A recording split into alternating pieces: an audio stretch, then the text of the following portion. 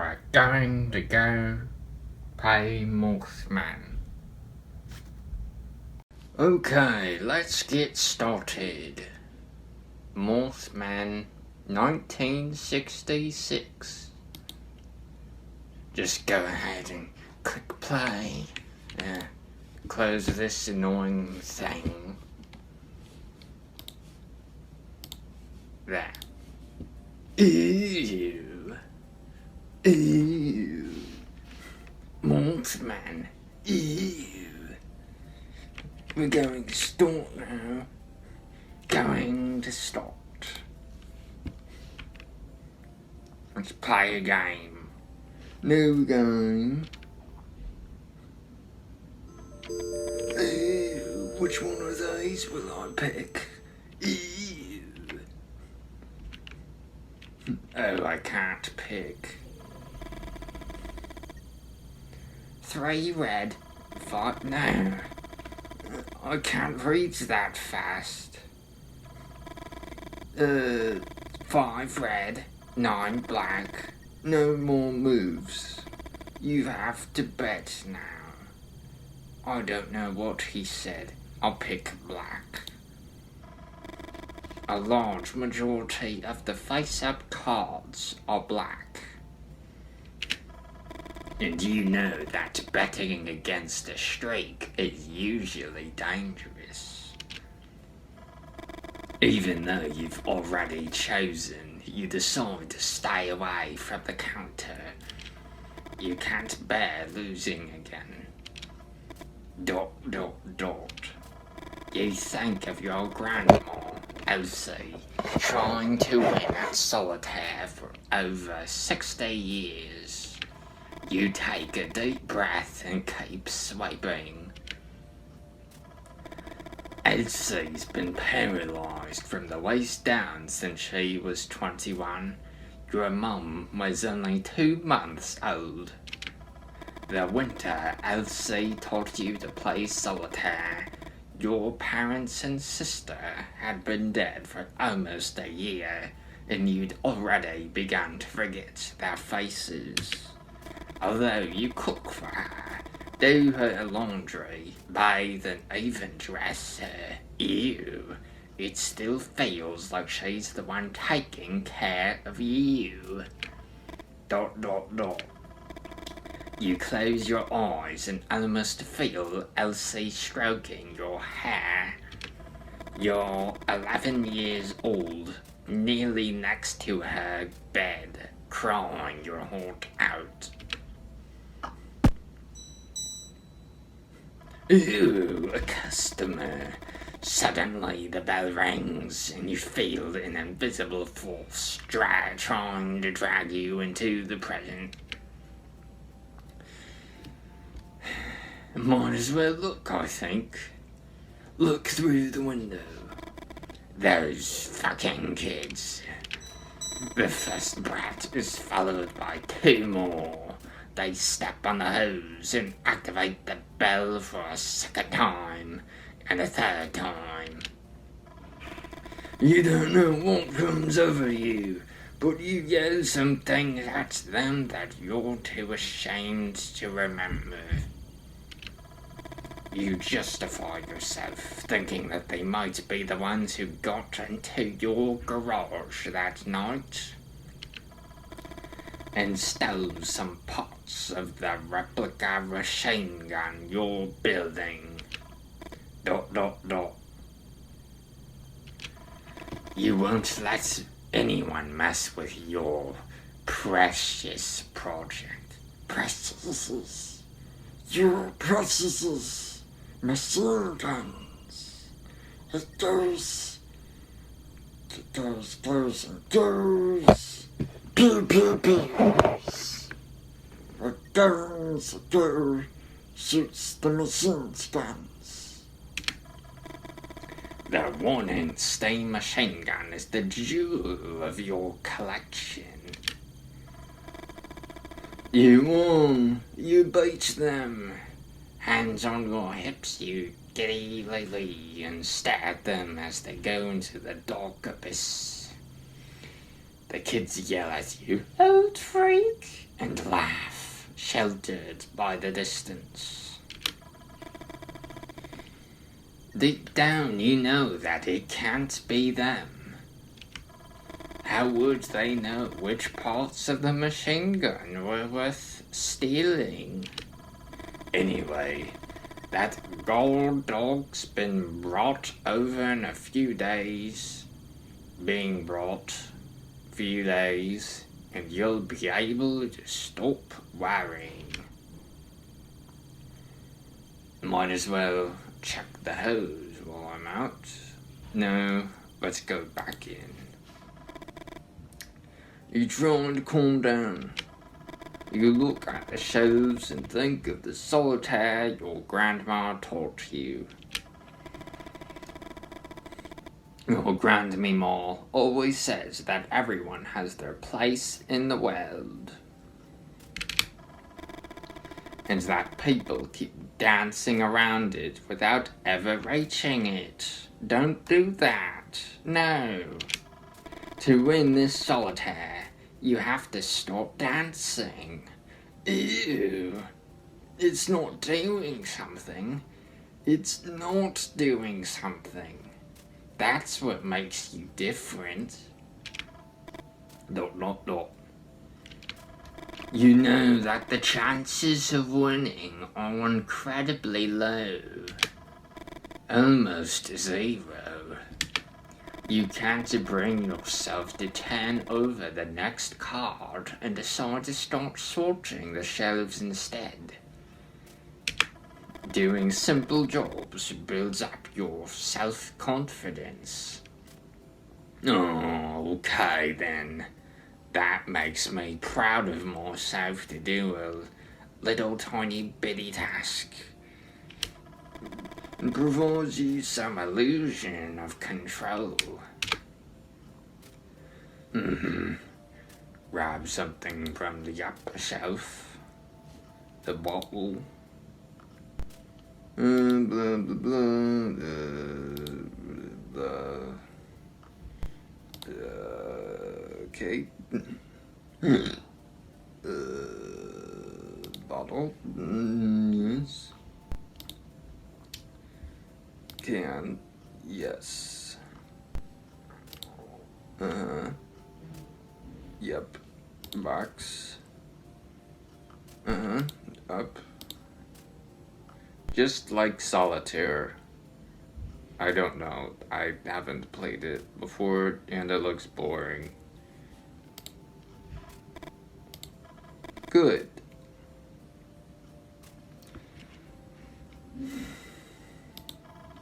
One type of product on each shelf.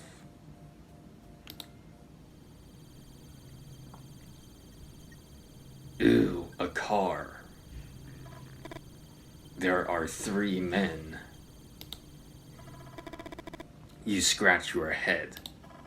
This time, sorting the shelves doesn't help. You feel the same urgency as before, and you can't think of anything else. Is the card going to be black? Uh-oh, I see their shadows. You need it to be black. It has to be. Suddenly, the air seems heavy, and you find it a bit difficult to breathe.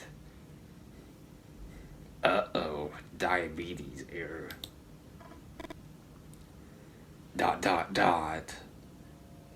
Maybe instead of ... I'll say dun dun dun. 3 men in black are staring at you. Well, it wasn't the car, but it was them. Close enough.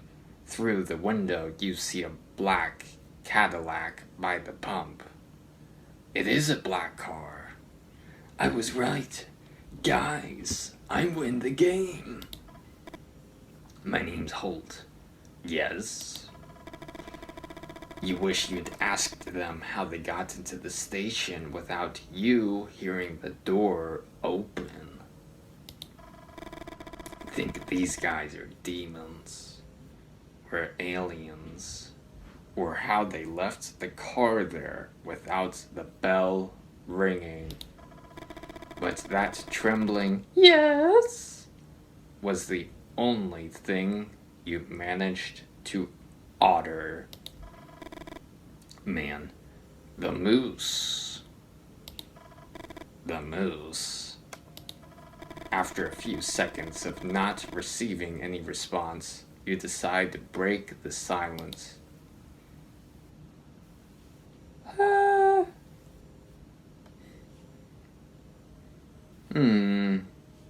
I'll just give them directions. Continue straight until the first crossroads and turn right. After a while, you'll see the bar past the barn with the painted cross. You can't miss it, I say, with a smirk. None of the men in black open their mouths. Every second that passes, the smile in your face feels more and more ridiculous. The moose, the man says. You bought a woman a whiskey. Don't know if it's the right move, but you try to relax and be more friendly. You know of a more effective way to socialize, Holt says. With the smirk. The touch of razzle-dazzle. Dun dun dun. Man says, you told her the dream of your grandmama. I wish I had dreams. I'm a bit of a dreamer myself. One time I dreamed I was riding a bike. And then I realized I wasn't riding the bike. I was watching Paul Blart, the movie. I really wish I had that scooter. That's probably why I dreamed of it. That's my dream. Don't tell anyone. It's my secret. A chill runs through your body. It's been a few weeks since that night. And even though you had a good time with Martha, a nice gal, and have no regrets, something about the way these men in black ask their questions makes you a bit uneasy, TBH. Holt says, what do you want to know? Man says, Granny in the forest. One of the men farther back lets out a cracking noise. You look at him believing he's laughing, but the man in black's expression doesn't change. I think her battery's running low. Alright. Let's see. Well, I'll just tell them. My grandma's been bedridden for over 60 shitty years, but in the dream, I saw her running through the woods. Start from the beginning. I really like this story. And don't omit any details. I like the deets. You don't know if it's the way they look at you or because of a certain authority in their voice. But you tell them literally everything about the dream. Fuck it, I'll just say everything. Everything. 5 or 6 weeks ago, you woke up in the middle of the night, certain that something had happened to your grandmama. You ran up to her room, and Elsie wasn't in her bed. The window was wide open, sneaking out again. You know that's against the rules here. You ran to it and saw someone walking through the trees. It was her, and she was holding a A rifle of the kind your ancestors would have carried. My ancestors. In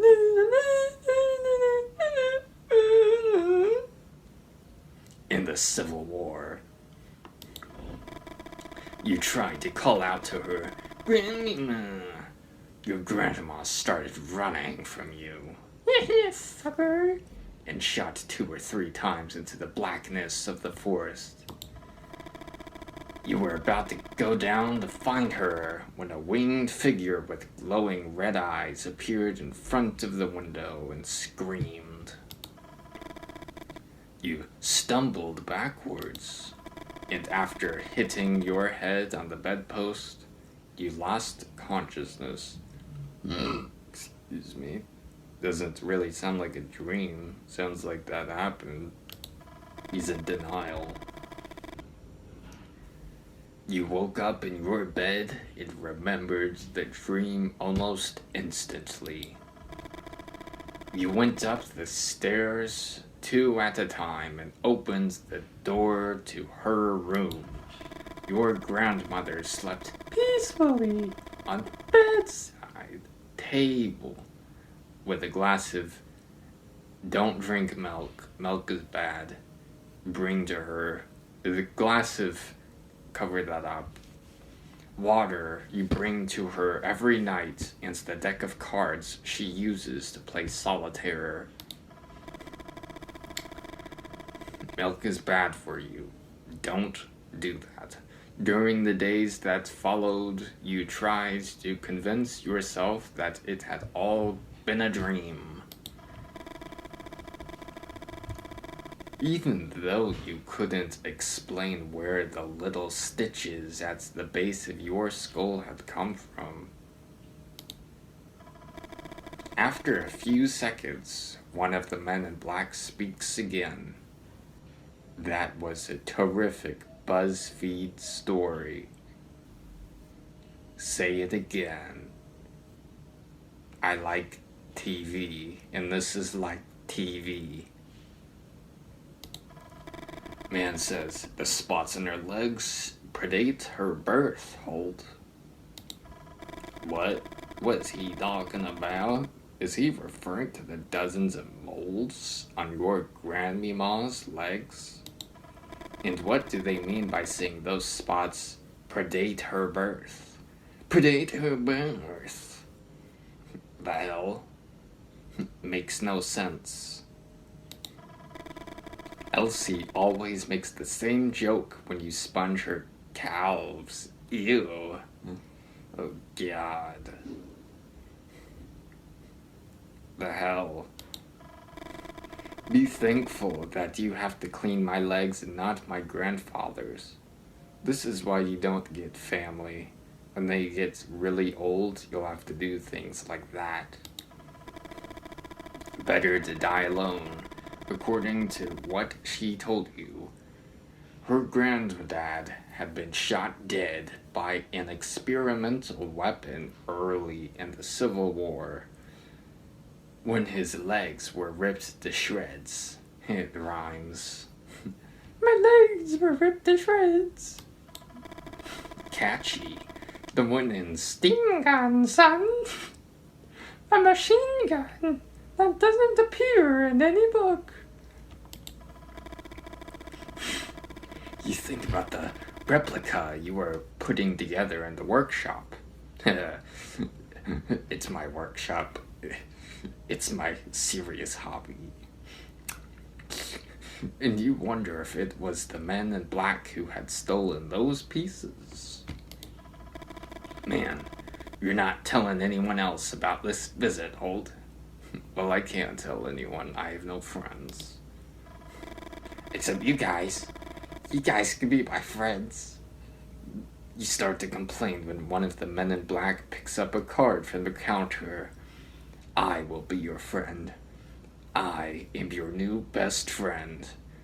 Taking the card, playing with Holt, playing with him, and then that is the end of this video. They become best friends, And that is the end of this story. Fine, I'll keep playing. The top card of the deck.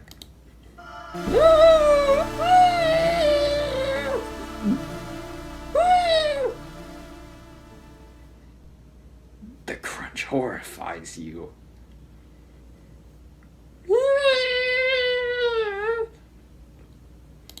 His teeth are so straight.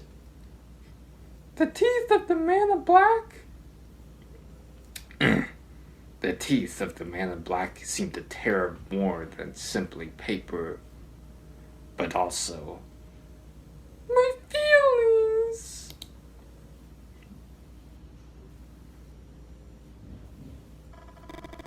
Desperate, you throw yourself under the counter and look for the card. This guy's weird. I think he's trying to be nice, but he just chews on things. I think he might be broken.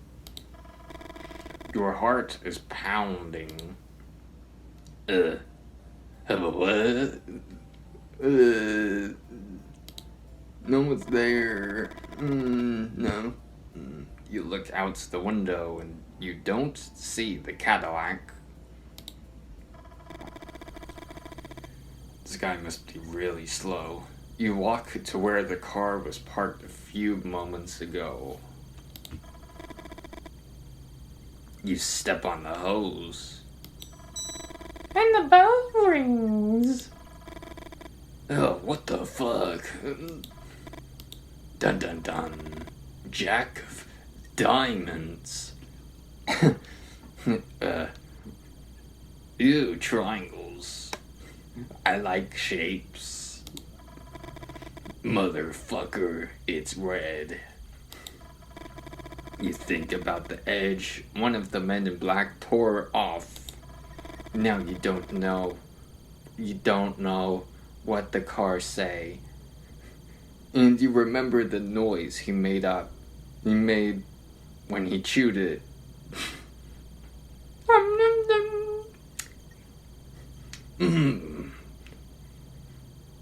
Yum. Throw. The memories. They are haunting. Hauntingful. Was it a threat? Was he going to trash my stash of cards? This was like $1 for all of them. But they got memories on it, which take a long time to grow. Is it a warning? You wonder if you should tell your grandmama everything that happened, or just keep your mouth shut and keep playing solitaire with a marked card.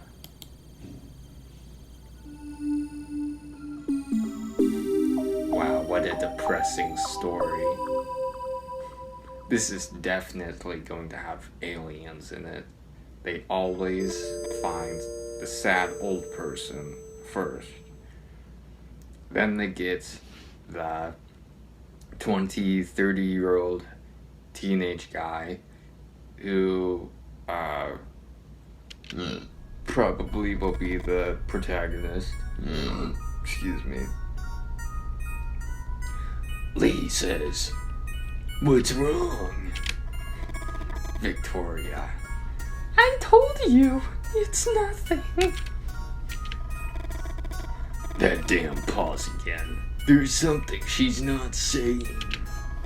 The Mustang purrs. You shake your head, feeling sad inside. I didn't know men had so many feelings. The sound of an engine hides no secrets.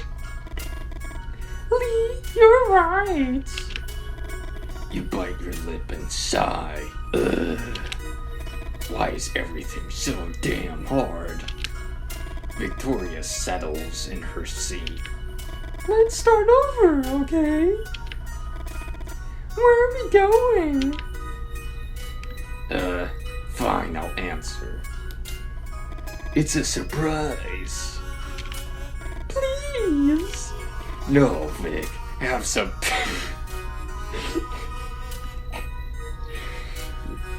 Have some patience.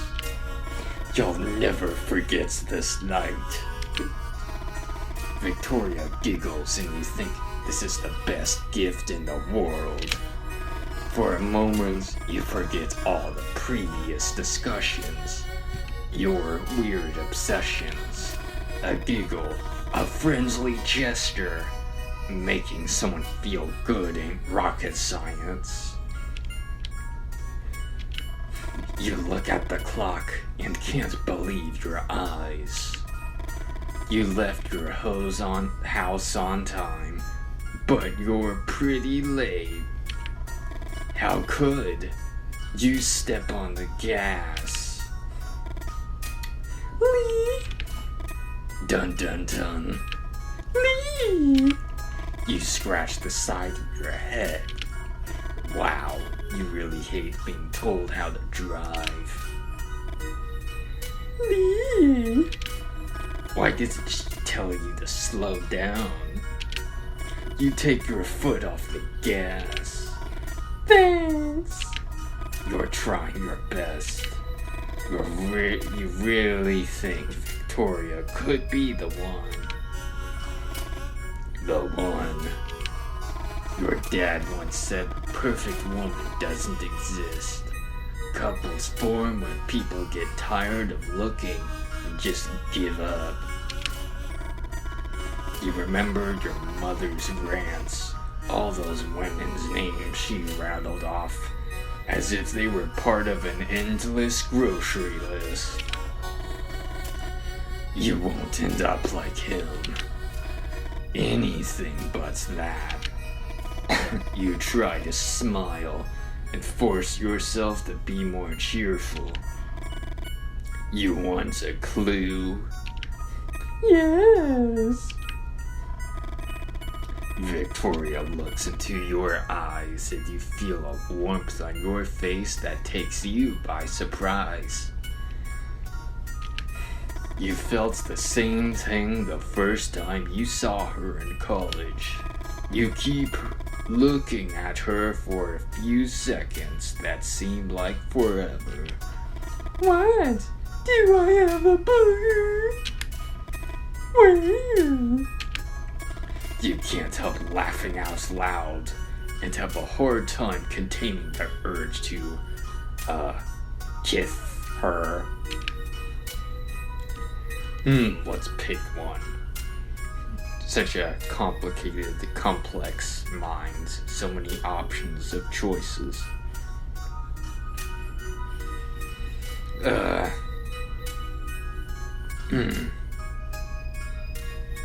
Clue about the myth, because I'm mysterious. One would be a source of superstition, but we're talking thousands. A source of superstition? A black cat? Victoria looks at you expectantly, desperate to be right. Cold. Cold, cold, cold. Give her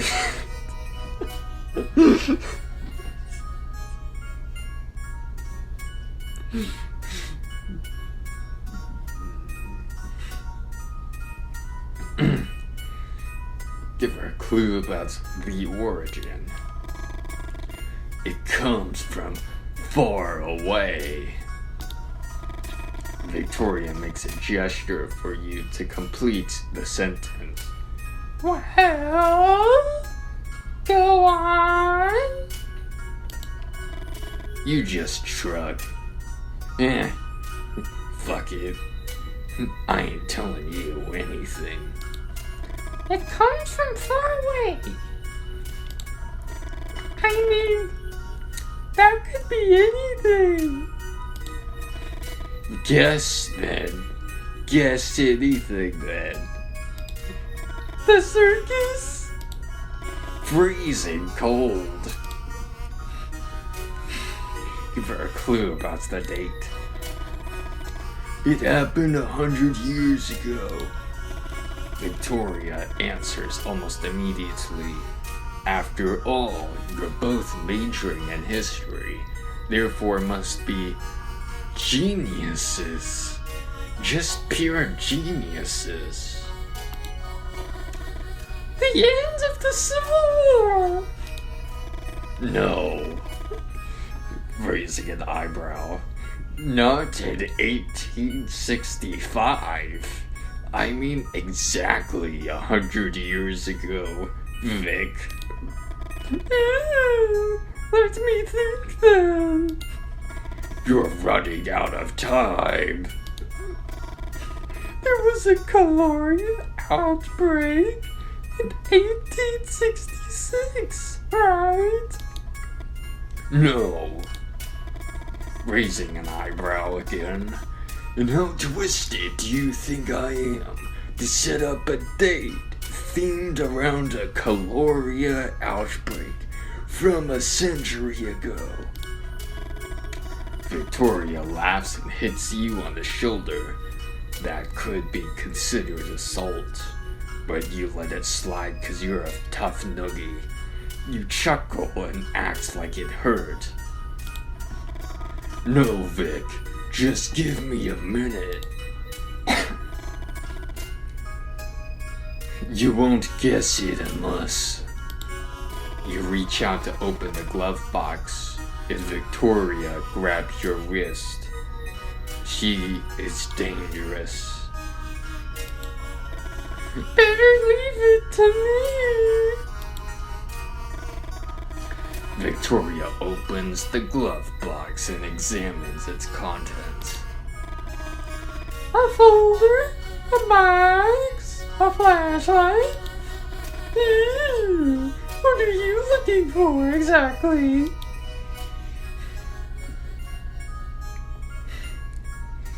Tell her to look in the box.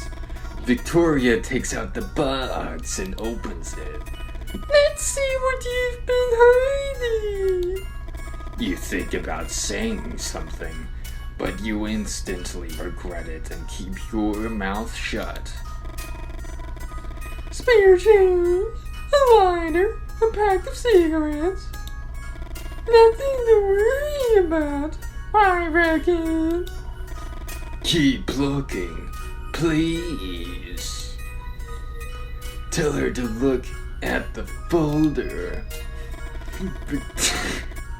Victoria opens the folder and examines the documents. Some papers, insurance details. Do you want me to read some of this? You shake your head, indicating no. Tell her to look under the flashlight. A book. 1966. Shelby Mustang, the car handbook. No, not that, not that. What else?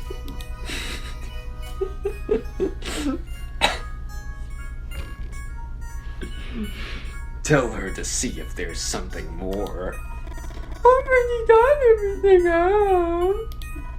1 second. There's this too. Victoria stretches out her hand and you finally grab the map you wanted. It was folded against the bottom of the glove box.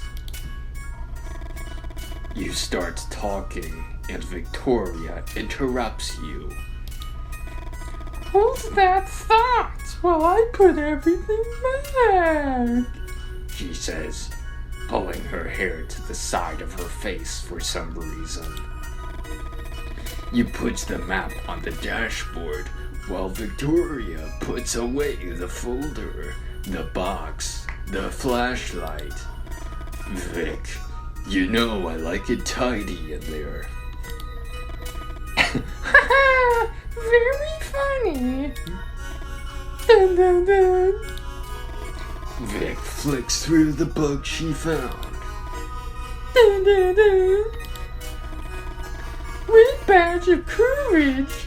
Haven't you read this book 1,000 times already? Well, you know, I am a history major. I am a genius. I can read the book in a second, 'cause I read it 1,000 times. You know she's testing you. Vic knows exactly why you carry it everywhere. The novel that portrays the era you're obsessed with like no other. Dun dun dun. Excuse me. What the hell is this? Now she's angry. Suddenly, you remember you're using the pencil sketch that Victoria drew of you in one of your classes as a bookmark. A sketch she begged you, with tears in her eyes, to destroy. Yet you swore you already had. Vic, I'm sorry. I swear. Watch out! You swerve to avoid a shape in the road. Victoria looks back. Lee! We almost ran that thing over! You put your hand on Vic's shoulder, trying to reassure her. Victoria points ahead. Just keep your eyes on the road, please. She's doing it again, telling you how to drive in your car. We don't like that, Vic, do we? Oh wait, Lee, we don't know. It's Lee, yes, Lee. At least this time she came right out with it, instead of just saying Lee disapprovingly. You try to control yourself, but it's hard. It is very, very, very difficult. It's not just this last thing, not just that, but the build-up of all the small gestures. They always think it's about what just happened. It's about the history, too. You take the map and throw it on her lap. Victoria raises her arms in disbelief. The Lenians, Victoria. We're going to have dinner watching the Lenians. Victoria says nothing. Forgive me for trying to arrange the perfect...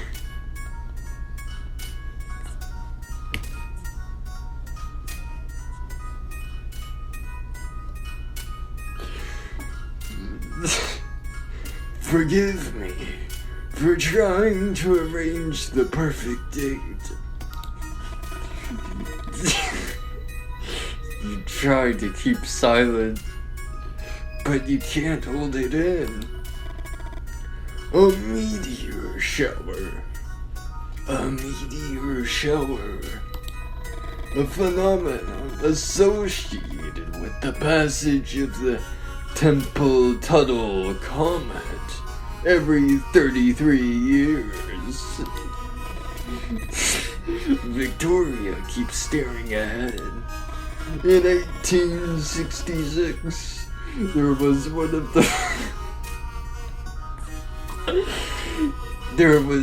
of the most spectacular meteor showers ever recorded.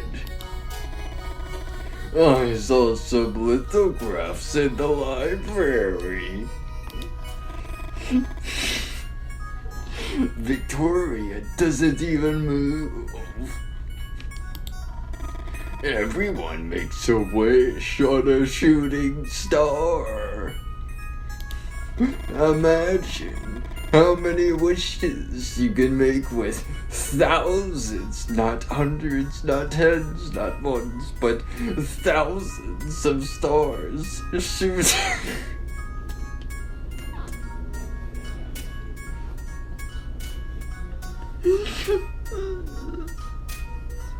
shooting through the sky. Victoria settles in her seat. You know what, please? Shut up! You've never heard that tone before from her. Oh shit. Just keep quiet until he leaves. She pauses as she examines the map you threw on her lap. Halt station? She sounds kinda like a bitch.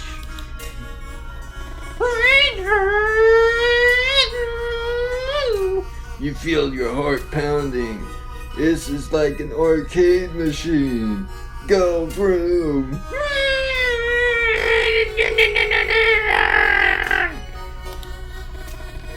Your hands are shaking from the immersion. That's what she wants. A game? For you to keep quiet? I don't think so. For you to not say a goddamn word.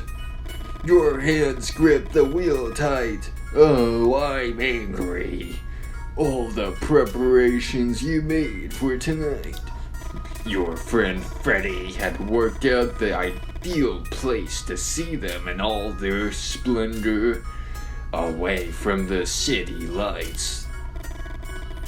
And when you noticed Holt Station was inside the area, you didn't hesitate. And now, Vic, that bitch has ruined it. What the fuck? Something hits the Mustang's antenna.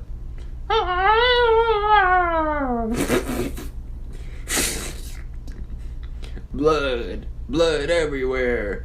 Blood. What the hell is that? Stop, Lee! Stop! Do I stop? She's been wrong about everything, so far, so I won't.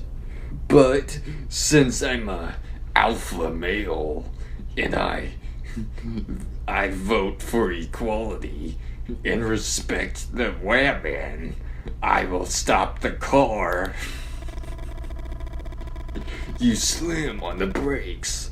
Instinctively, you put a hand in front of Victoria to keep her from hitting the windshield. Double seatbelt. You get out of the car and find a dead rat in front of the headlights with a really shitty face. The animal had hit the antenna and somehow got entangled. Looks like some kind of rat or a dog. You can't believe it. What are the odds of something like this happening?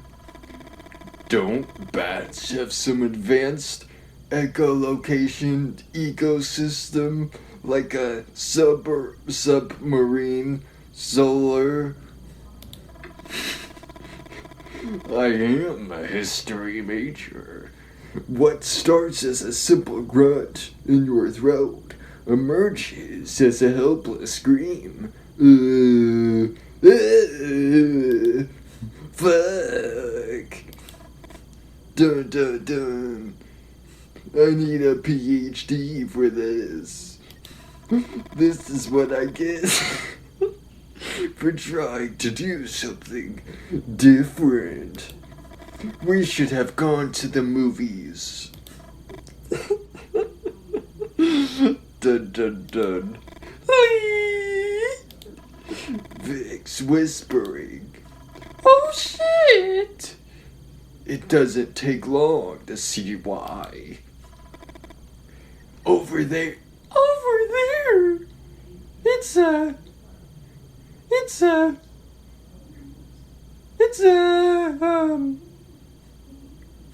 What is it? I don't know. The coyote is watching. The coyote Oh, is watching you from where the dark of the forest meets the light of the moon. Vic, we got this. what? We got this. It's not interested in us. Even though if it was smart like us, it would be. You point to the dead bat. They're scavengers. They scavenge things. You hear a growl that quickly multiplies. Oh shit. There's even more of them. Suddenly, you're surrounded. It's not the first time you faced coyotes in the woods, but you aren't taking any chances. When I say run to the car as fast you can, you run to the car as fast you can. Oh, okay. You try to recall all the advice you've heard for situations like these. Make lots of noise. Wave your arms around. One of the coyotes in front of you approaches. Which one? Which one? I have two choices. Black and red. It's like that thing we did. And based on my major of history, I know that shapes were very important aspects of history. And because the front is here, you would think it's this because it's longer, it's red, so it goes straight, which is where we want to go. But there's black on the end of it, which means it would be blocked off by this, except there's this one point here that's red. And that would be the second one, because before the black was the top one, but the red was the second one. So we better run to the car. No! Oh, we died!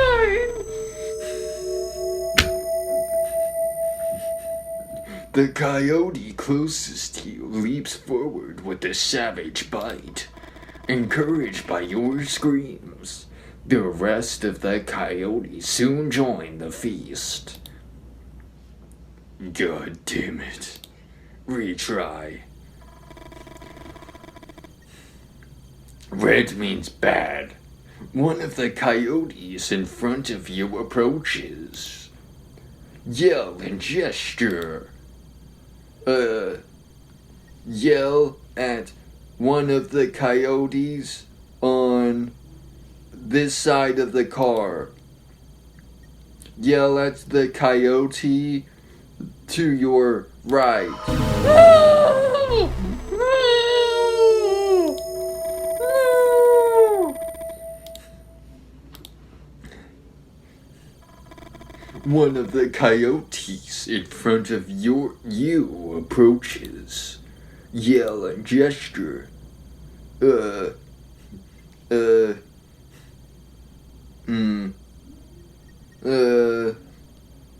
Don't yell. No. Don't yell. No.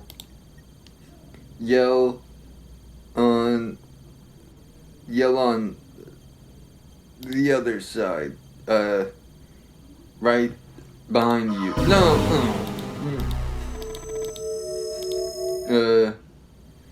Oh, that one. That one. Okay. This side. Center. Okay, go back. Another coyote advances. You look into its watery, bloodshot eyes. That one now. This side. Right. No, fuck. Oh, shit. That one. It's the. It's, this one. That one.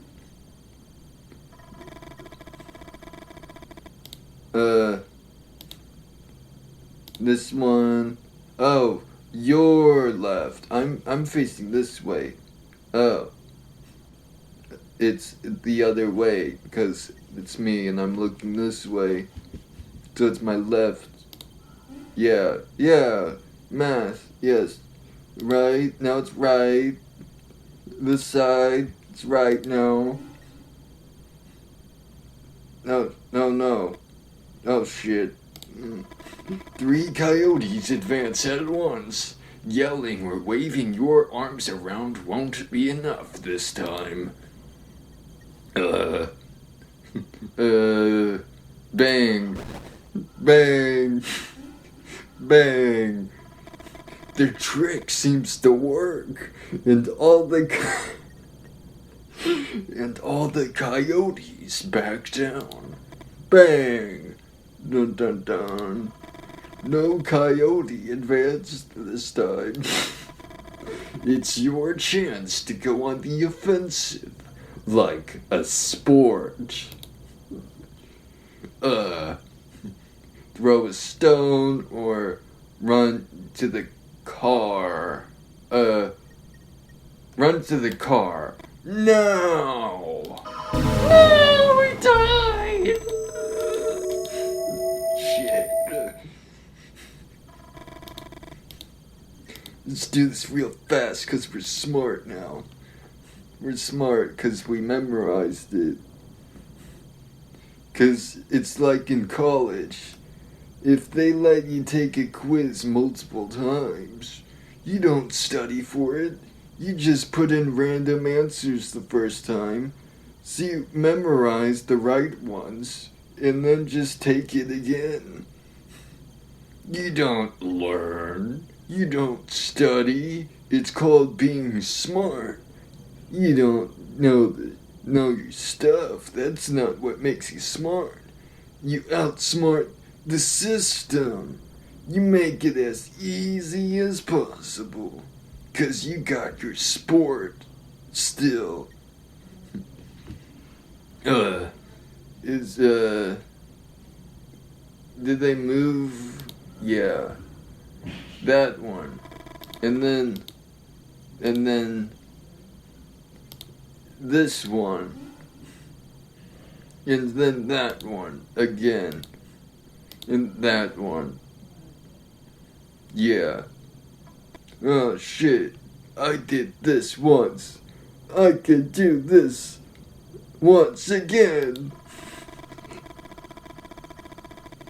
3 coyotes advance at once. Yelling or waving your arms around won't be enough this time. Bang! Bang! Bang! Bang! Bang! The trick seems to work, and all the coyotes back down. No coyote advanced this time. It's your chance to go on the offensive. Throw a stone. You crouch down and find 4 stones. You pick them up.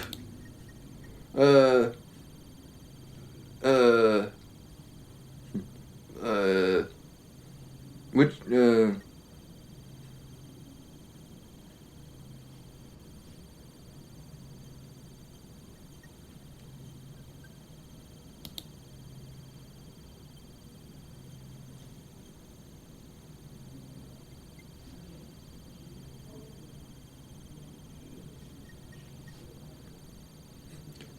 I'm gonna die.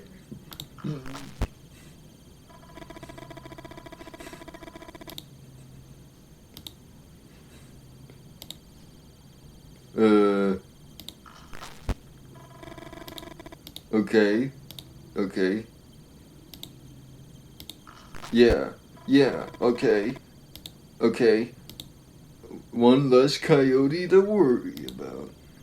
Yeah, I got it. The coyote retreats, and you feel more and more confident. I like confidence. Run to the car, Bessie. No! Ah, the green sky. We must be in China. Get it? I'm just colorblind. It's actually not green. You get in the car, close the doors, and Victoria starts laughing. Although you know the reaction is more adrenaline than anything else, you start laughing too, and then kiss her. You start up the car, and the V-8 roars into life. You resume the trip. Ah, the wilderness. After a few wordless minutes, you suddenly remember something. Holt, Vic. We're going to Holt's gas station. Victoria starts whistling.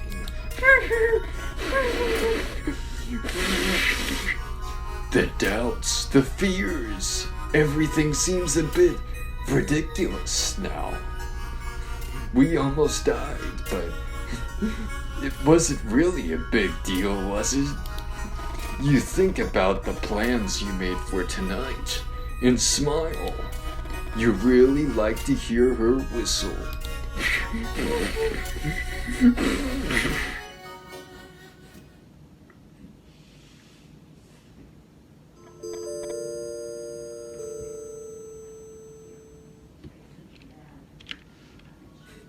It's us. Lee turns off the car, looks you in the eye. He smiles, and that smile seriously pisses you off.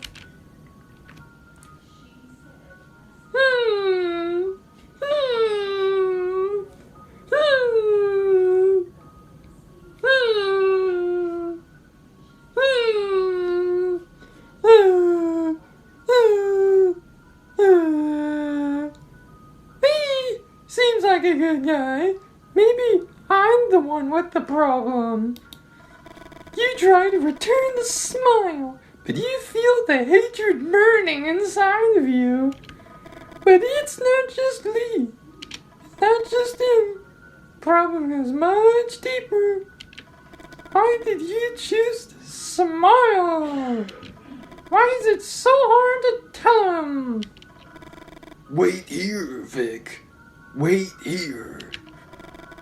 Oh, camper. I swear you won't believe it.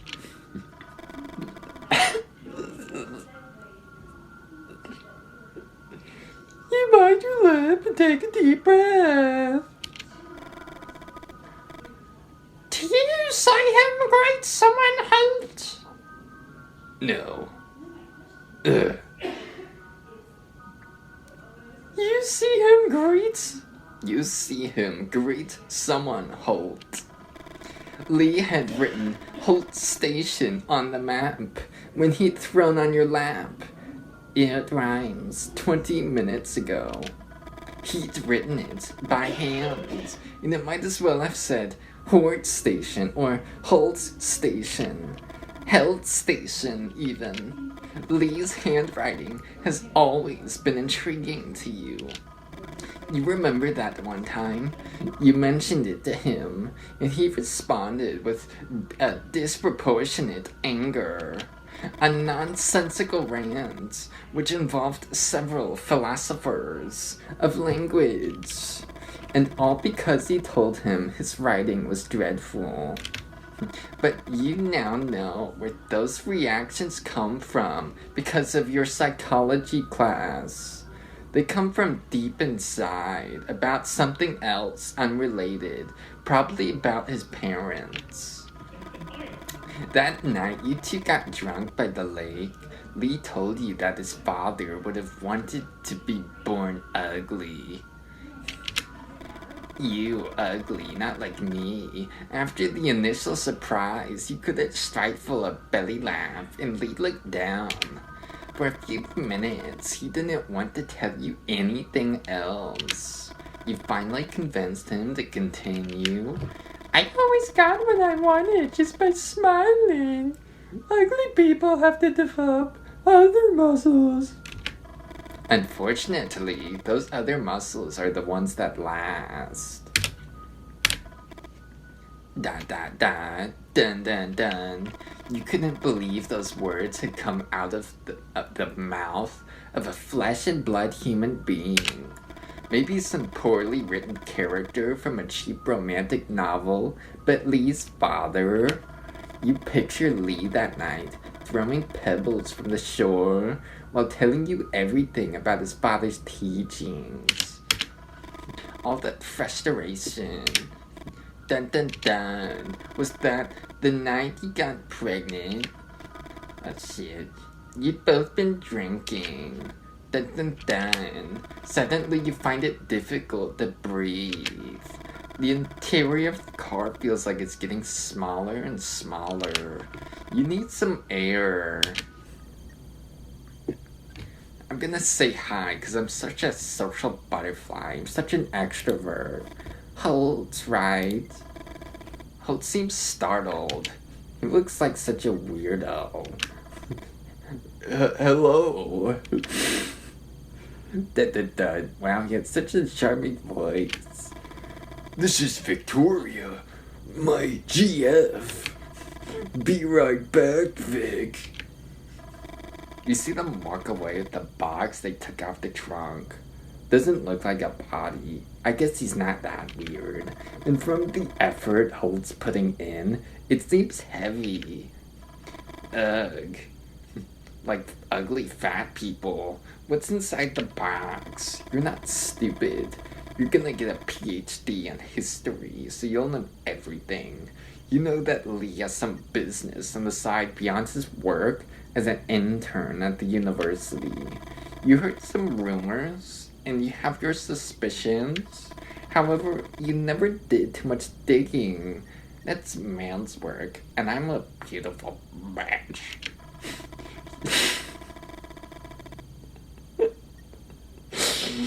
You prefer to keep it a mystery.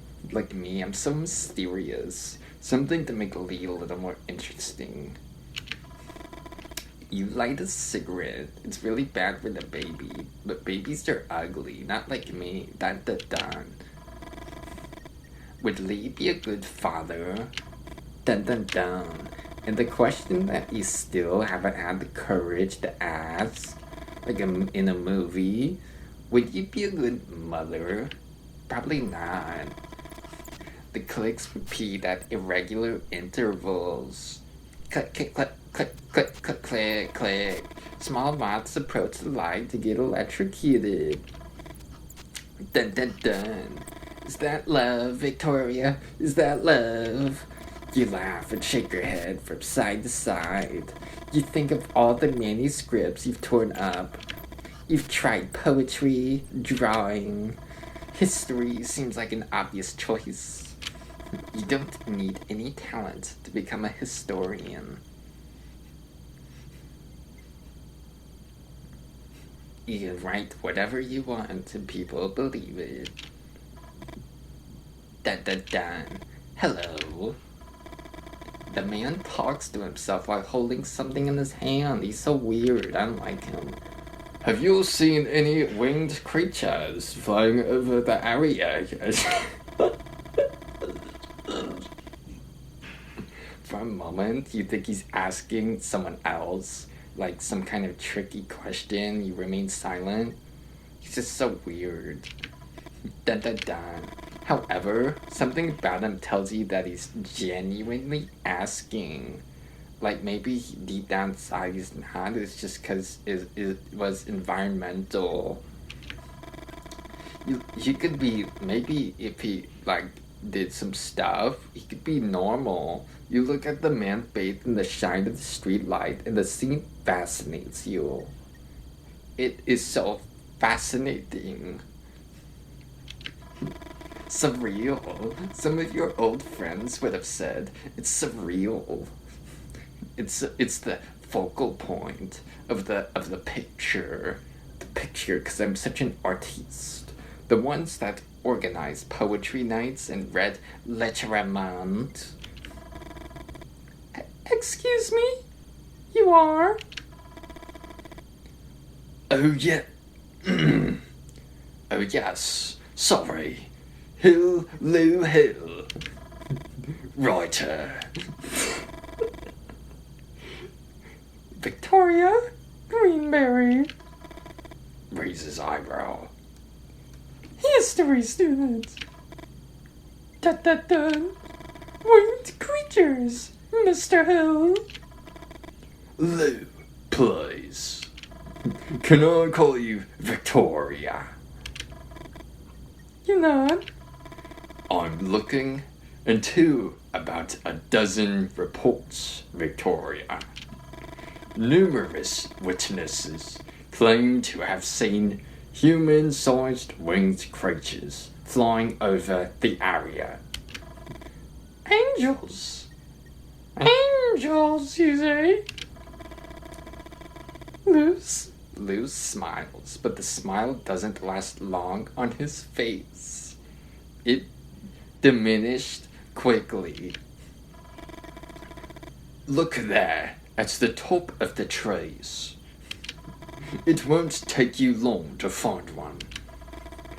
You aim at the area Lou just told you. Everything's blurry. So you decide to adjust the binoculars. I'm going to adjust the focusing wheel. It's too far. Move left. Move right. Move right. Move left. Move right. Move right. If you can't focus, try adjusting the diopter first. Da. Oh, he's British. It's adjusted to compensate for some issues with my left eye. He says now with a smirk. Try to adjust it to see the same with both eyes, then focus.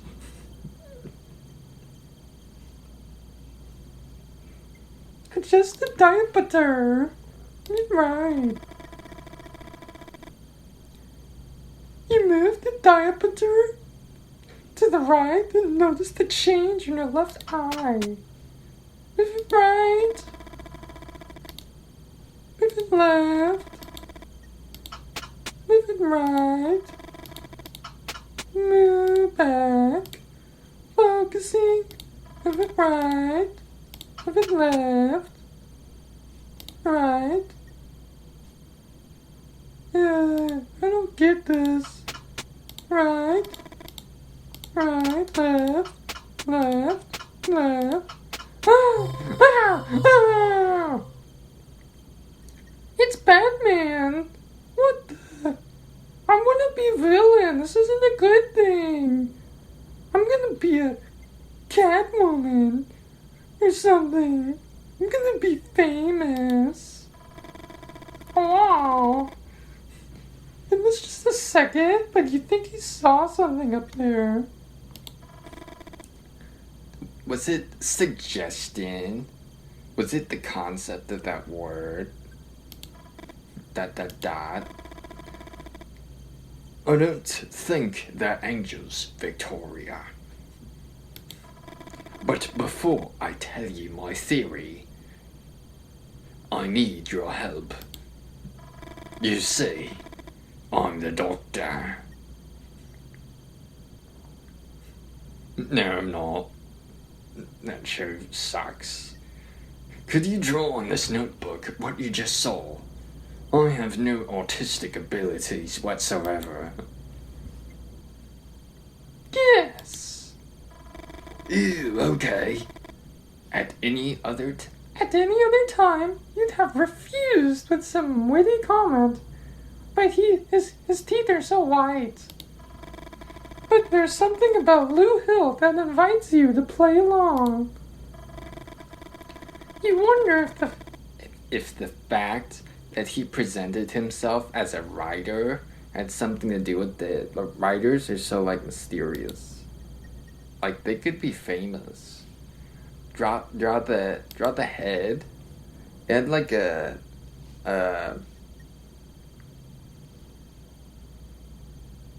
little owl head. Yeah, it did. And then it had like a small round body of chicken wings. No, it didn't. It had like short arms. No. It had like human chest. No, it was like it looked like that. Well, it didn't look like that, but it should have. That'd be a better movie. And like insect legs or something. Yeah, it looked like that. Before giving it back, he writes some notes further describing what he saw. Lou hadn't asked for them. Yeah, okay, but somehow they make you feel less anxious, like you're really smart. You never felt confident about your work, but now you are. That was really good.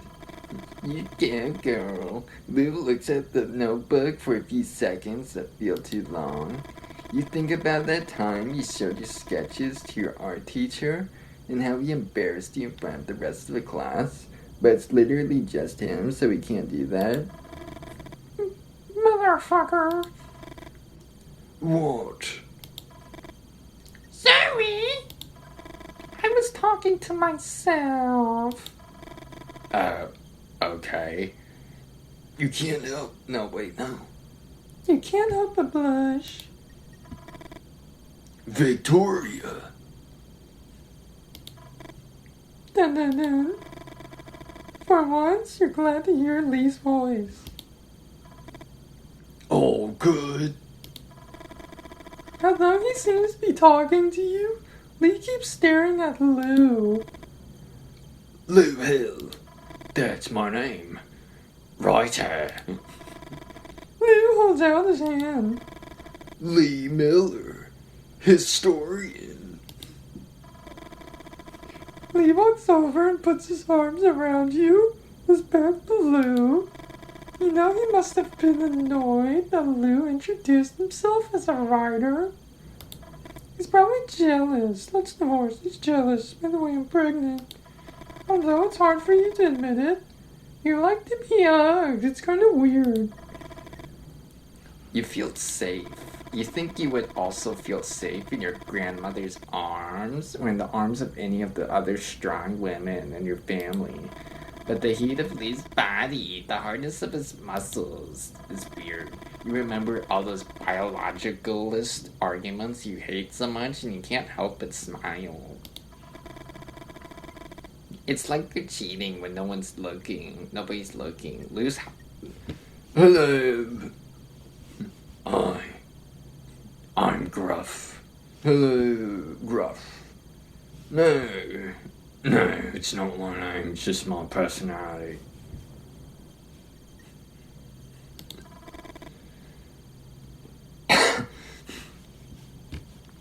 Come on, Vic. Let's see the surprise. But I don't know what it is. That's because I'm going to show you. How are you going to do that? Because I know what the surprise is. Dun dun dun. Close your eyes. Fine. You close your eyes and let Lee guide you. Now, open them. I command you. It's a table. I like tables.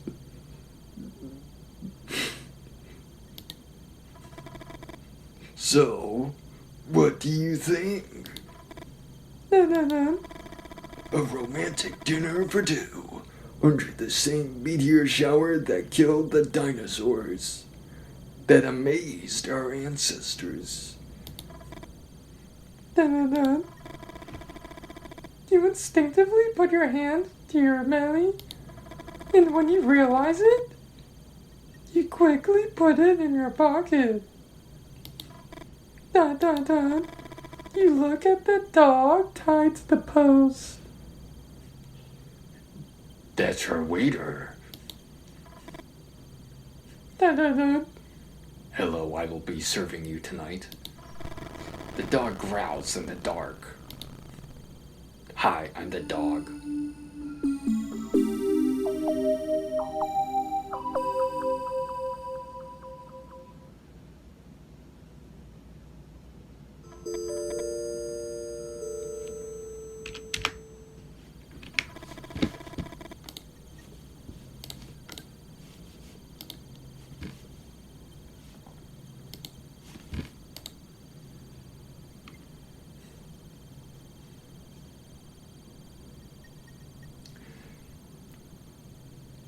What was the voice?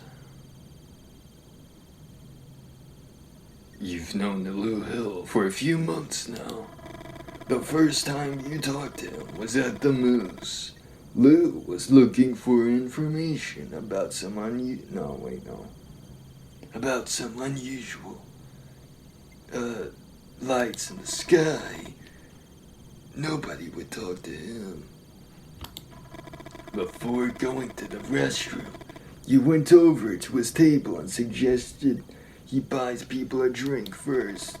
When you got back, Lou was already talking to Rick and Stella, their tongues sufficiently loosened.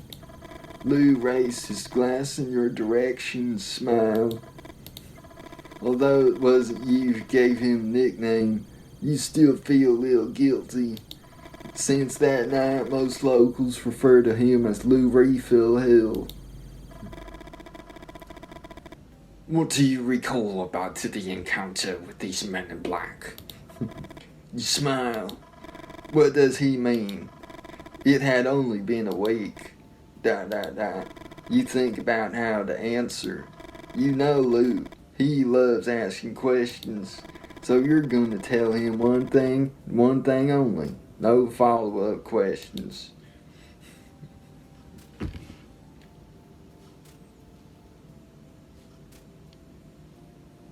I'm going to tell him about that card. That thing traumatized me. One of them men in black who bit my card told me not to tell anyone about their visit. Lou listens carefully.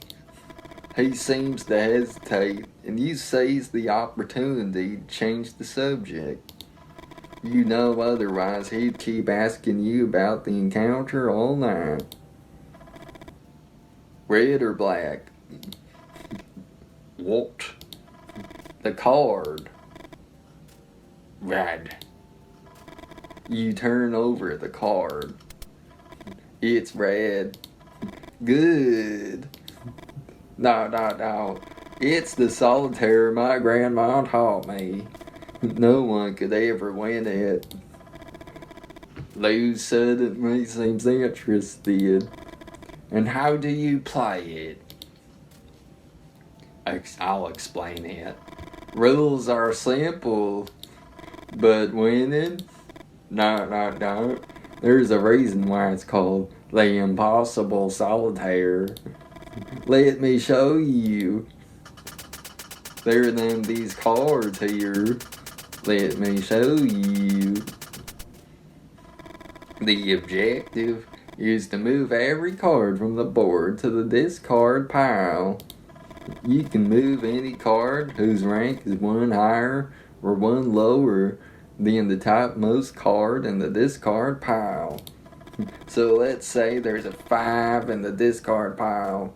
You can either place a 4 or a 6 on top of it. And remember that if there's a K in the discard pile, you can place an A. A comes after K. And the opposite is also true. So, 28 cards to move seems easy enough, right? I wasn't listening to the right,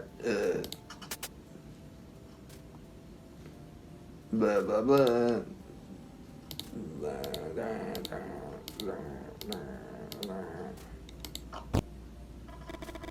Card can be moved onto the discard pile only if it ranks one higher.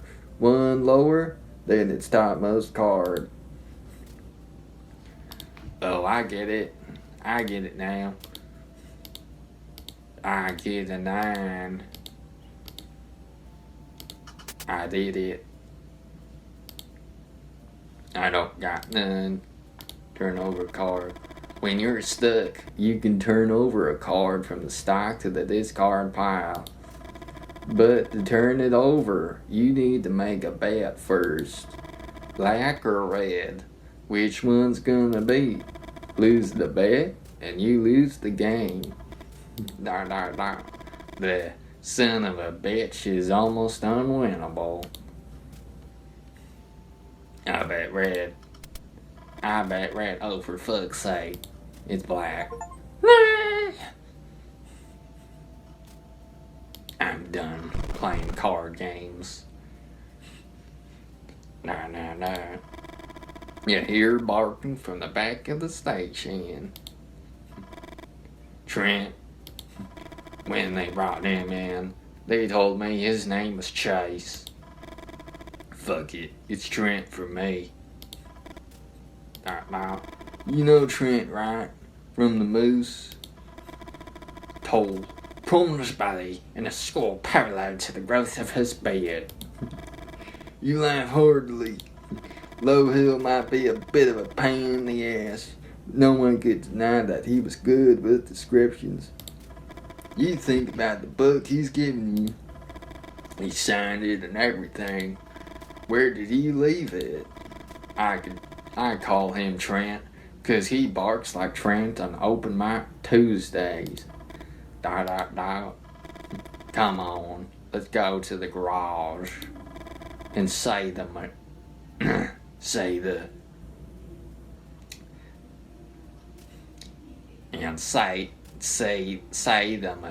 gun.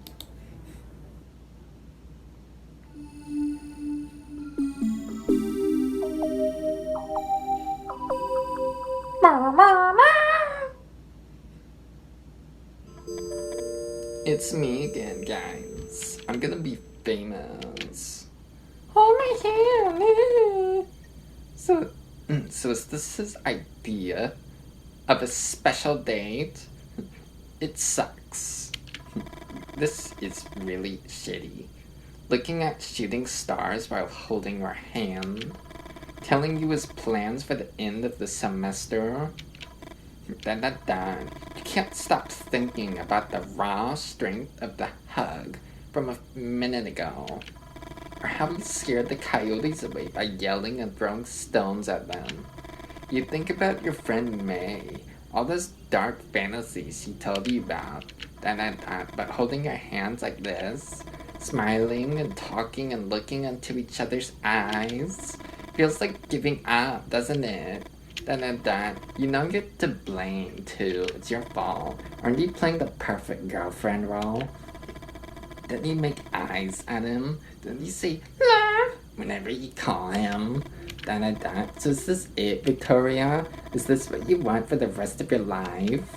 Why don't you make up your mind, just for once? You think of May again, of those women you claim to know who could solve your situation using a coat hanger. You wouldn't be the first or the last.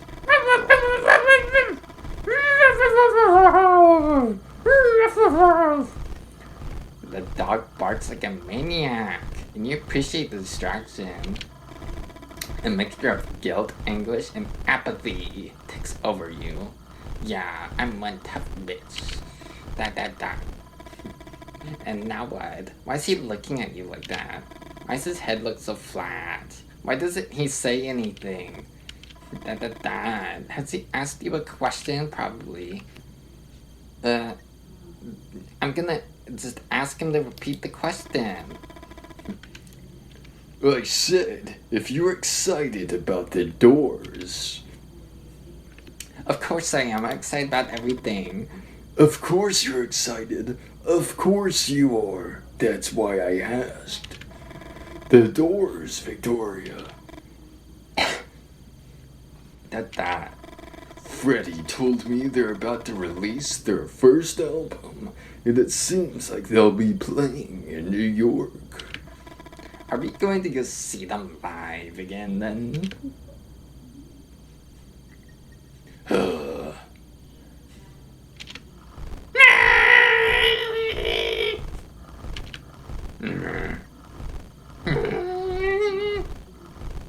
Psychic energy.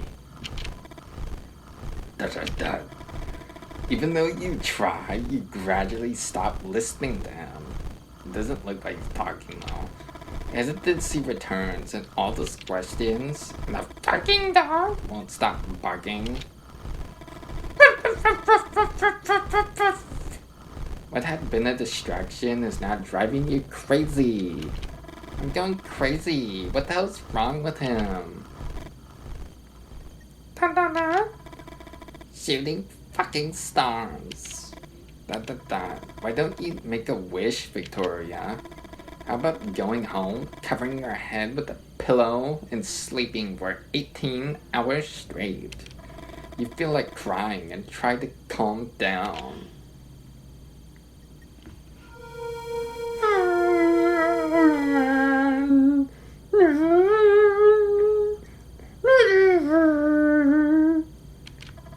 Those eyes.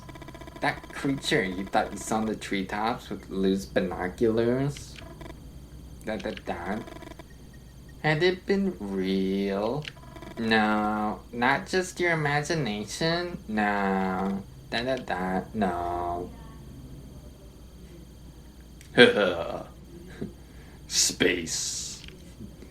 We're gonna conquer that bitch. Oh my god, it's the one that killed the dinosaurs. It's shooting star. It's gonna kill us too. It came back. Vic.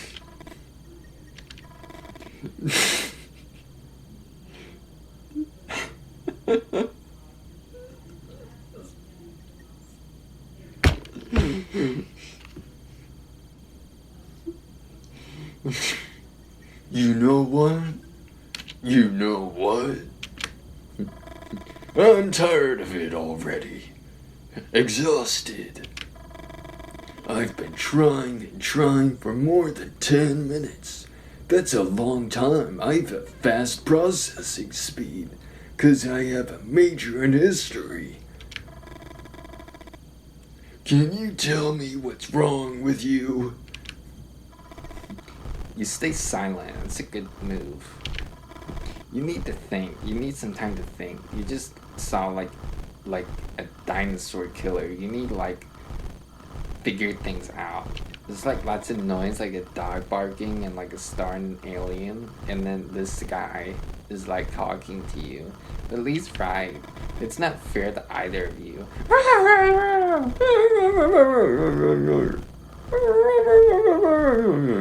With so much noise, it's impossible.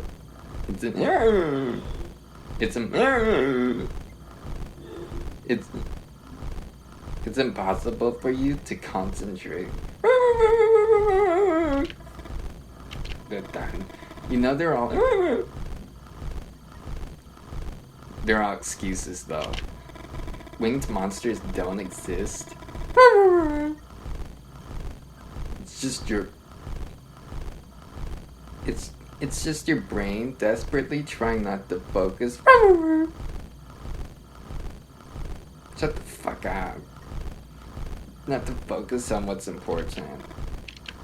I don't want to look at this cutscene. Stop fucking barking. The sudden scream chills your blood. Oh, thank God. Someone shut that fucker up. And silence takes over everything. Wow, what a Chad. He saved us. That was so annoying. I'm glad that dog's dead now. What a bro. What a wingman. Have you met Lee? Tall guy with the blonde girl. With the smirk. He made xerographic copies of some talks I've used to assemble this beauty. It looks like a whale. Like a whale? Like a whale. What's a whale? Like a whale. No. A whale. What's a whale? Where'd you get the dogs from? You bite your lower lip. Not your upper lip, but your lower one. Gravity's perspective. Do all writers ask so many questions? I furrow my eyebrows. That mean I'm real mean now. Lee works at the university in the history department. Lou adjusts his glasses. You don't know why, but that gesture irritates you. Never got one of those things before. Never needed them. Anyone ever think I just play solitaire 'cause I can't see right in my eyes? They think I'm stupid, but I just can't see right. The wine dance doesn't work like a normal machine gun. Normal machine guns use gunpowder to fire projectiles. Dun, dun, dun. Do you know what the Wannans uses? Centrifugal force with my furrowed eyebrows. You hear that, Lou? Interesting. Lou repeats the gesture with the glasses. Dun, dun, dun. Today, Lee brought me some ketchum grenades. Do you know about ketchum grenades? Lou shakes his head and readjusts his glasses for the third time in less than 5 minutes. You take a deep breath. I'm gonna tell him about this ketchum grenades. I brought them up. I'm gonna tell him. No, you can't stand Lou refill Hill's Tech. You enjoy talking about your collection of Civil War weapons. Ketchums are similar to footballs in shape, although they have to land on their nose to explode. Boop, boop your snoot. Dun, dun, dun. They were highly inefficient in Port Hudson, for example. With smirk, the Confederates used sheets to catch them without exploding, and then threw them back at Union soldiers. Those dumbasses. Lou was about to say something when you hear a scream that makes your blood run cold. Anyways, that's why when you don't have the Lord on your side who's really smart, you do really dumb shit. 'Cause then when they threw those grenades back at them, they didn't have them nets. They didn't even think that could happen. But then they said, oh, what's that? You grabbed the shotgun without thinking twice. Anyway, what I was saying, it's coming from the back. Come on. You don't have a good feeling about it. Something's not right. Oh yeah, my shotgun. They look so surprised. Look at them. They like deer in the headlights. Look at them. Lou's like that too now. Was it? Oh, now I'm like that. I see it now. Trent, no. Trent. Oh my god, it's my dog. Doggy. Doggy down. Doggy down. Doggy down.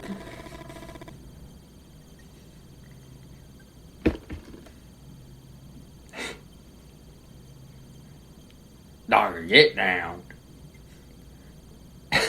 Get down, doggy. Oh, it feels like a dream. Somehow, you know, the creature is real. Your dog's suffering's real. And there'll be no waking up from this. Hey, hoodlum, you let go of that. I'm gonna shoot that creature. Wait, no, wait. Wait, stop. He's got it chained up. If you shoot it, go away. It's gonna kill that dog. I gotta go grab its legs. I gotta catch it. I gotta shoot that chain or something. I gotta figure something out. You hear the muffled moans of your dog, and the fury blinds you. You drop the shotgun and grab onto the chain. Son of a bitch is going to strangle Trent. They might be too slow. They look like they're sharp. Could take too long. I'm gonna save my damn dog. Where's I can't do it by myself. Ask the rest. I need help, guys. Come on, hurry. But before they arrive, you feel the pole. No! No, doggy! Doggy, no! Look at my new pet dog I found. How convenient. Reminds me of this article I saw yesterday. This woman, she lost her dog and she found a couple walking her dog and she took it back.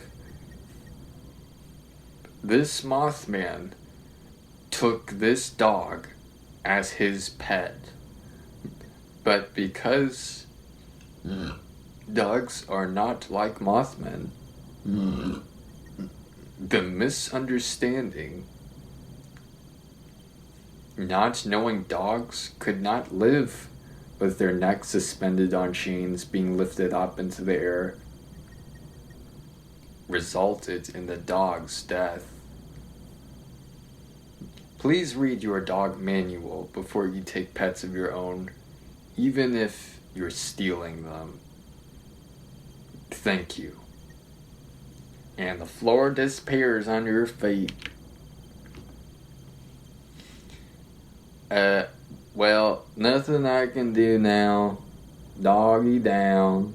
Lace the chain. I'm not gonna die. Hold.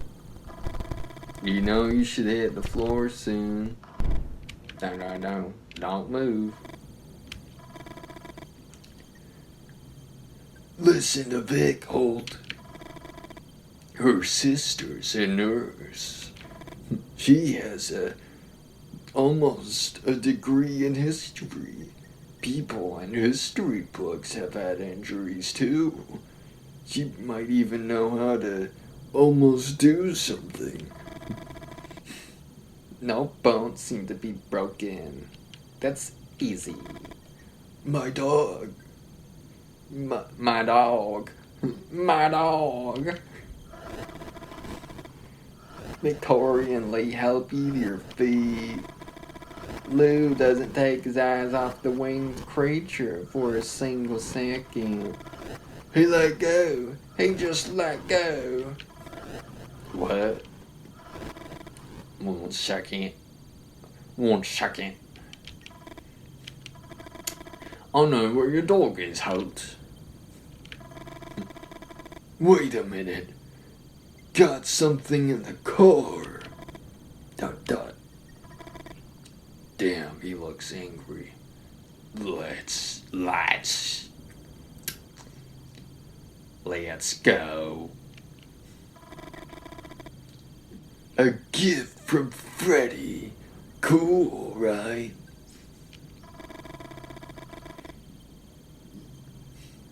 You try to get up, but you feel dizzy and stumble. Victoria gives Lee a disapproving look and helps you keep your balance. Follow me. Thanks.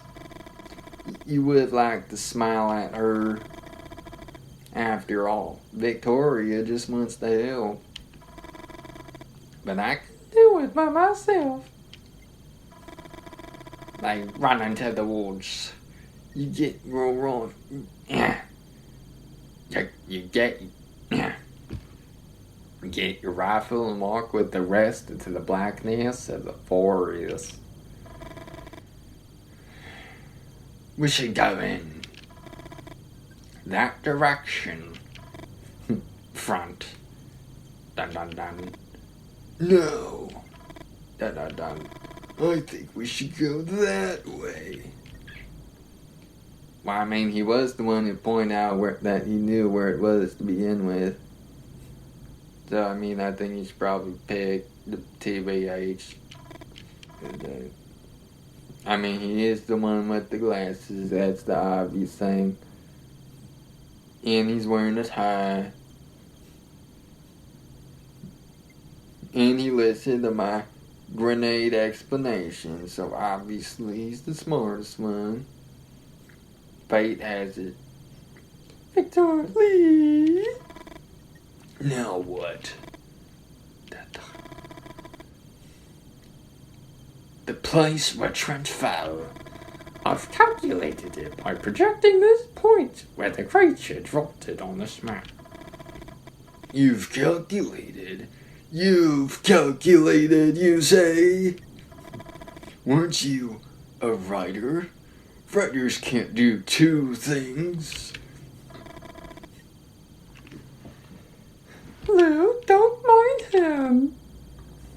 He's a genius. He can do two subjects. Do what you want.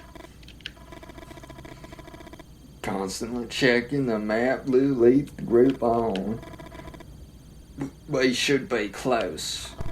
Oh my. Oh, it's the dog. He's dead. There. Your heart is pounding. Please, dog it down. Please on me. Please, doggy, go up. Please go up, dog. Please go level up, level straight with the world, level.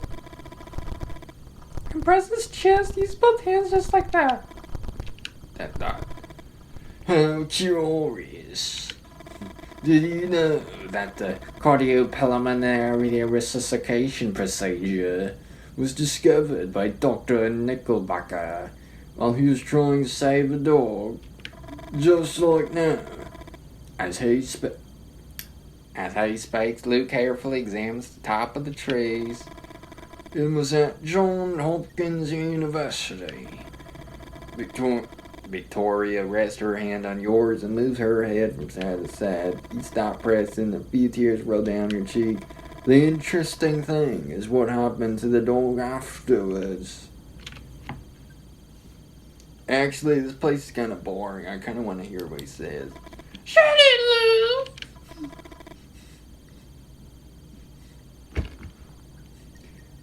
They were just his glasses. You look at Victoria. You were too afraid your voice would break to say thank you.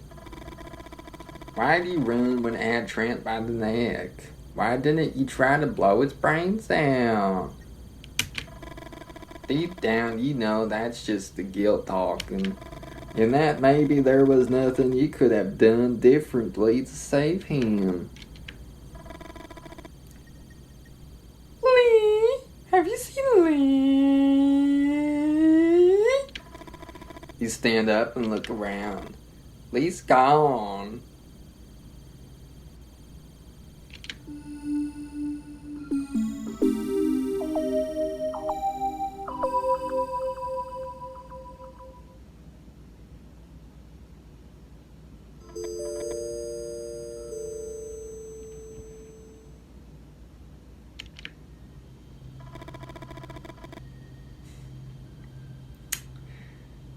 You walk faster to keep your thoughts at bay. By the way, this is my favorite one to voice. What the hell is wrong with her? Why does she even listen to him? Writer, more like fucker.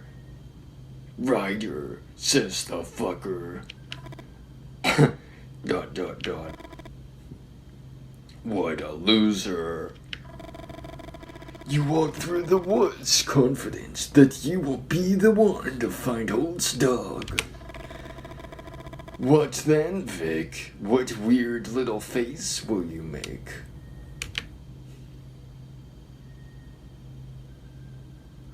Oh shit. It's the weird ones. Hello? You feel like someone is watching you. You're walking through a dense forest area where the darkness is almost total. You walk even faster than before.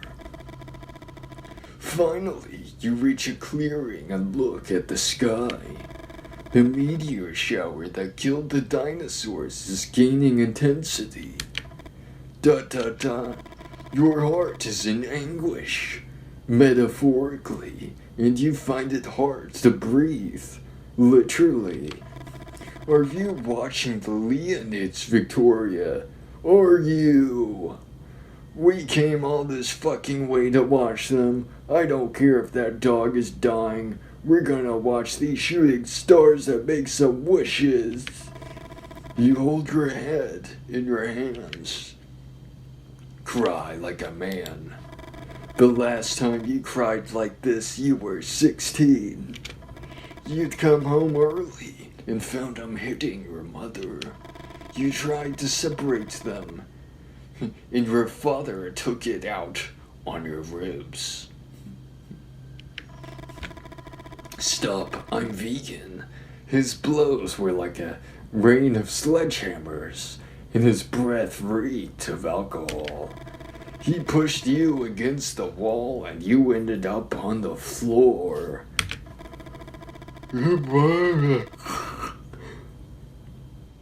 Your mom was clutching her head when your dad took a deep breath and kicked you in the stomach. Won't hit you in the face because it's the only thing you got going for you. Wow, what a good dad. And one day you won't have it anymore. You won't have a face? I won't have a face? What the hell does that mean? You carry your father's photo in your wallet not to remember how good he looked. Hell no, like normal people would do. Whenever the pain was too much, you'd scratch his entire face until his features blended with the cuts in the paper. Like a badass. What the? You seem to hear something. A kind of rumor. You think of the noise hands make when they shake the dust off an old volume. A river. You try to think about the map you've got in the car. You can't remember seeing a river here. Further west, sure, but here. As you get closer, you hear it more clearly. Warning, kids, this is gonna be really scary. Dun dun dun. You feel a kind of calm. Not peace, but numbness. It's not the same thing. Got my hands in my pockets. I'm gonna look up. Suddenly the whitest light you've ever seen floods the ground. Even when there's no river nearby, the sound is deafening. What? My eyebrows raised high. My eyebrows pull my head up. You feel the light pulse with painful intensity, as if millions and millions of red ants were sinking their little jaws into your skin. I'm going to spontaneously combust. Pain turns into light. I'm flying. I'm flying. You want to scream, but you have no mouth. That's so deep. No larynx or lungs. Ah! And the white that precedes everything consumes you. Dun dun. You don't know how long it takes. Dun dun. You feel the urgency of what is yet to be, and white makes you desperate. Ooh, swirly things. question marks. It's a dog. And it's standing up. And it's turning into a horse. You feel the white light leaving your body. And you hear your own voice screaming at the top of your lungs. And they're watching. Oh, they're watching. Those, well, they're gone. You drop to the floor and cover your head with both hands. Done. You're filled with a sense of completionness that you cannot explain. We all need a little darkness. I'm really edgy now.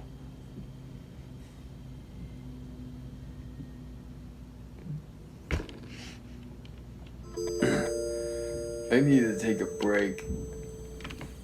At least the dog's not dead. My throat is so hoarse. Get it? Horse. Nay. Horse. I saved it. Okay. This is great. Great.